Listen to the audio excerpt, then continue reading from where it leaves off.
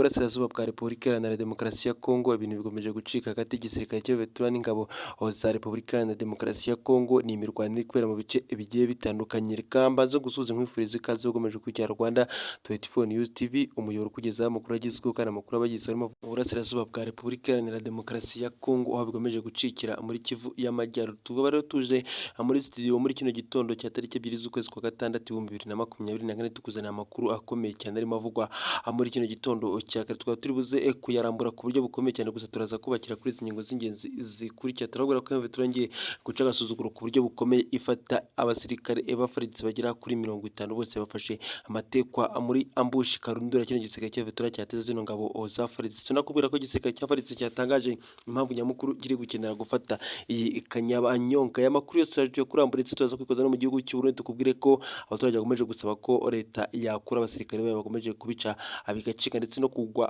imirwano igomeje kubera mu burasirazuba bwa Repubulika Iharanira Demokarasi ya Kongo. Reka nuri banza gusabe gukanda subscribe, comment, like ndetse na share kugira ngo twemeze kubana kuri uyu muyoboro mugari wa Rwanda 24 News TV, umuyoboro kugezaho amakuru agezweho kandi amakuru aba yizewe arimo avuga mu burasirazuba bwa Repubulika Iharanira Demokarasi ya Kongo. Tudatinze n'ubute twanzika n'inkuru ya mbere imivugwa muri ano masaha ya mu gitondo cya kare. Impamvu nyamukuru ni imirwano igomeje kubica bigacika. Turongeye gufata abandi basirikare ba FARDC barenga 50 nk'uko n'abasirikare ba FARDC bafashwe muri rino joro ryakeye, bagiye bafatwa mu bice bigiye bitandukanye. Bafatiwe Murambi, bafatiwe Masisi, Rucuro, bafatwa Kanyabanyonga, bose baragera kuri 50. Nibasoro bigomeje gufata indi ntara ndetse n'abasirikare ba FARDC bagomeje gufatwa ku buryo bukomeye cyane, kuko urumva bano basirikare bose bafashwe na zino ngabo za M23. Urumva ko abagera kuri senkana ari benshi kandi ubwo ni imirwano yabanje kuba ndetse n'amambushi menshi yagiye ategwa. Bano basirikare ba FARDC barimo bagenda mu muhanda abaza kwisanga bageze mu gace k'ingabo za M23 zitakiryama, ku buryo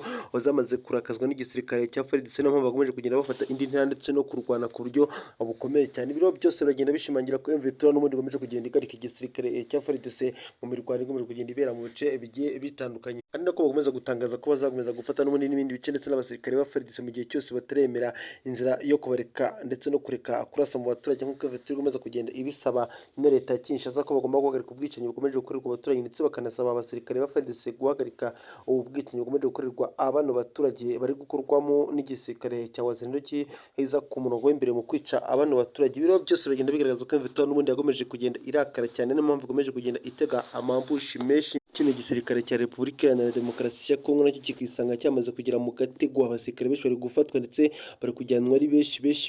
Abarundi bamaze gufatwa muri ino joro ryakeye. Amakuru atugira avuga ko harimo n'abakoloneli bagera kuri 2 ba FARDC bafashwe, hakajyamo Abarundi ndetse n'abandi basirikare ba Wazalendo. Gusa abenshi biganje n'abasirikare ba FARDC nibo bafatiwe muri ino ambushi yatezwe na kino gisirikare cya M23. Gusa ntabwo bafatiwe mu bice bimwe, bagiye bafatwa mu bice bigiye bitandukanye. Gusa ibingibi byatangajwe na M23 ivuga ko yabafashe kandi igiye iberekeza ku zindi mfungwa, ndetse bakomeza kugenda bafungwa ku buryo bukomeye cyane. Ibiro byose biragenda bigaragaza ko igisirikare cya Repubulika Iharanira Demokarasi ya Kongo gifite intege nke mu bikorwa byose kiri gukora. Wakongera ubutasi bwa M23 buri ku rwego rwo hejuru, bikagenda bigora cyane kino gisirikare cya Repubulika Iharanira Demokarasi ya Kongo. Kuri ubu rero bano basirikare bahita biyongera ku bamaze iminsi bafatwa mu bice bigiye bitandukanye bigomeje kugenda biberamo imirwano. Biraza kwisanga n'ubundi M23 ifite abasirikare benshi ba FARDC ndetse n'abandi ba Wazalendo bose M23 yagiye ifatira mu bice bigiye bitandukanye byagiye biberamo imirwano. Abafatiye za Kanyabanyonga nyine nk'uko imirwano yagiye ihabera, ndetse no mu minsi yashize yagiye habera abagiye bafatirwa Masisi na za Rucuru, bose barisanga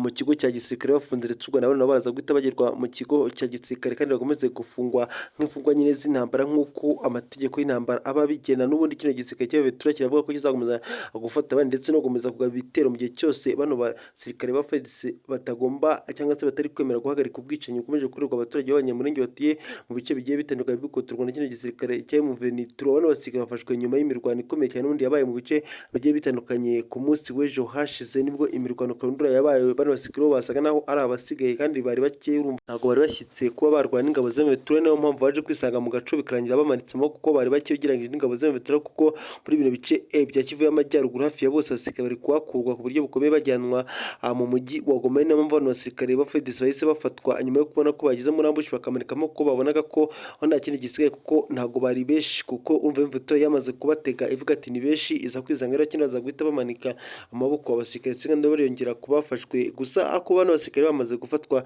nta kintu igisirikare cya FARDC kiza kibitangazaho, cyangwa se SADC cyangwa se n'abarundi ngo bagire icyo bavuga ku basirikare babo bafatiwe muri ino mbushi yakozwe. Turaza gukomeza dutoza amakuru, gusa M23 yatangaje ko yamaze kwivugana abana basirikare benshi ndetse abantu bagera kuri 50 baje guhita bafatwa amateko na kino gisirikare cya M23. Reka inkuru TV ngo tukubwire impamvu nyamukuru M23 irimo irwanira kano gace ka Kanyabanyonga. Ni itangazo ryashyizwe hanze n'umuvugizi w'igisirikare cya M23 Lawrence Kanyuka, yavuze ko impamvu nyamukuru bari kurwanira muri bino bice bigiye bitandukanye, by'umwihariko yagarutse ku bijyanye n'imirwano igomeje kubera mu gace ka Kanyabanyonga ndetse n'impamvu nyamukuru yo gushaka gufata uyu mujyi.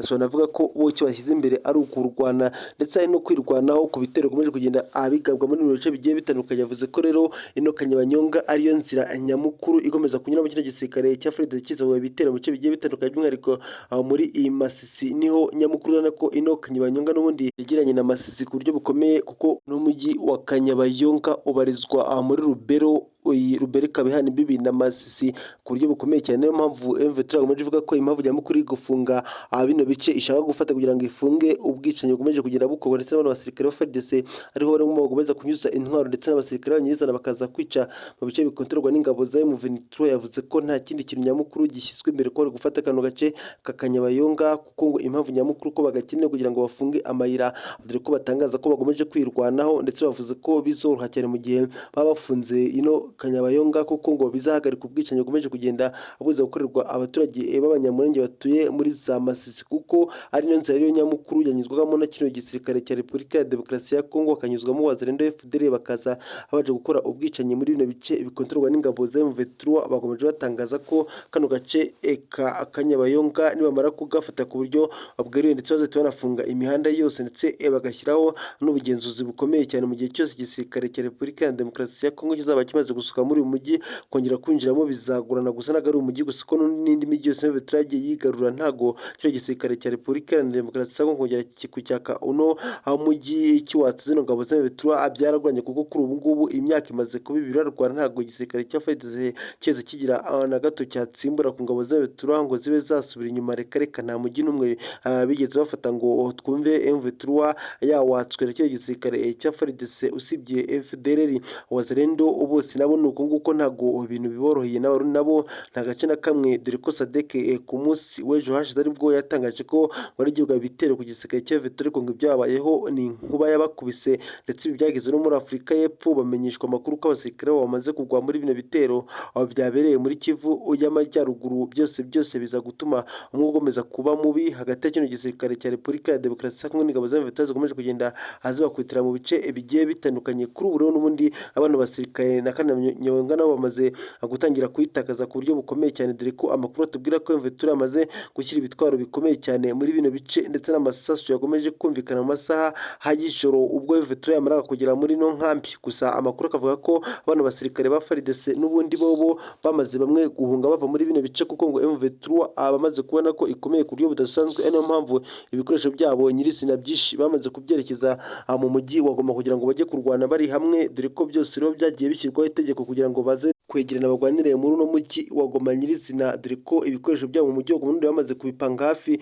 y'impunzi kugira ngo M23 izajye ibura uko iraswa kugira ngo isubize ibisasu, kuko yagiye ibirasa mu baturage. Reka inkuru tuyisoreze hano ngo twerekeze i Bujumbura, tukubwire ko umutekano hagati y'abaturage ndetse n'igisirikare bigomeje kuzamba, by'umwihariko Perezida Evariste Ndayishimiye amusaba gukura abana b'igihugu muri biriya bice bagomeje kugenda abagwamo. Ni abatavuga n'umutegetsi ndetse n'abasesenguzi bagiye bakomeye bagomeje kuvuga ko Evariste Ndayishimiye ariho igitutu giteye ubwoba. Ibitangazamakuru byose niwe biri kuvuga, abarundi bose niwe bari kuvuga, ndetse n'amamodoka yose nicyo atambuka acuranga, amaradiyo yose nibyo acuranga, bati Evariste Ndayishimiye twumve ukure abasirikare bacu ku butaka bwa Repubulika Iharanira Demokarasi ya Kongo. Bagomeje guhagwa ari benshi kandi byanagorana cyane kuba hari ikintu nyamukuru mwabafasha mu gihe cyose bari kuri ino mirwano, dore ko nabo ubwabo bagiye bitakambira bavuga ko bagomeje kugenda bicwa n'igisirikare cya M23 ku rwego ruhambaye, nk'uko baganiraga gukorana n'umuyobozi ushinzwe agashami gashinzwe kuvugira ndetse no kuburira ndetse no gukorana bya hafi n'igisirikare kugira ngo